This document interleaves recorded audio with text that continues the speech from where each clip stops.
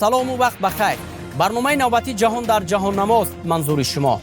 дар ин барнома додгоҳи олӣ венесуэла делси родригес муовини николас мадуро раиси ҷумҳури рабудашудаи ин кишварро роҳбари муваққатии венесуэла таъин кард. ба гузориши расонаҳо ин ниҳод рӯзи 3 январ гуфтааст ки таъини родригес ба ин мақом барои таъмини пайвастагии идорӣ ва дифои ҳамаҷонибаи миллат муҳим аст. родригес қаблан ҳамлаи амрико ба венесуэларо таҷовузи мусаллаҳона хонда маҳкум карда буд. ӯ гуфта буд ки ҳукумати феълии кишвараш омодаи дифоъ аз мардум аст. ёдовар мешавем ки николас мадуро ҳамроҳи ҳамсараш рӯзи 3 январ баъди ҳамлаи амрико ба венесуэла аз сӯи нерӯҳои амрикоӣ рабуда шуд.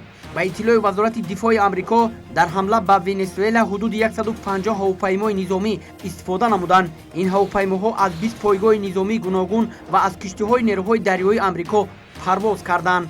дар ҳамин ҳол дар наворҳои пахшшуда дар шабакаҳои иҷтимоӣ дида мешавад ки николас мадуро завлона дар даст ба хабарнигорон соли нав муборак мегӯяд. президенти иёлоти муттаҳидаи амрико Доналд Трамп бо интиқоди шадид алайҳи президенти Колумбия Густаво Петро баромад кард. роҳбари амрико президенти Колумбияро дар ташкили истеҳсол ва қочоқи кокаин ба иёлоти муттаҳидаи амрико муттаҳам намуда изҳор дошт ки Петро бояд ҳушёр бошад. дар ҳамин ҳол президенти Бразилия изҳор дошт ки ҷомеаи байналмилалӣ бояд ба ҳамла алайҳи Венесуэла тавассути Созмони Милали Муттаҳид бо қотъият посух диҳад. Мексика ва Бразилия таҷовузи амрикоро алайҳи Венесуэла маҳкум карда ба дахолати фаврии байналмилалӣ даъват намуданд. бо таҳлили як мавзӯи дигар дар барномаи навбатӣ бо шумо дидор хоҳем дошт. шабу рӯзатон хуш. ҷаҳон дар ҷаҳоннамо ба ҳофизи маҳмадалӣ.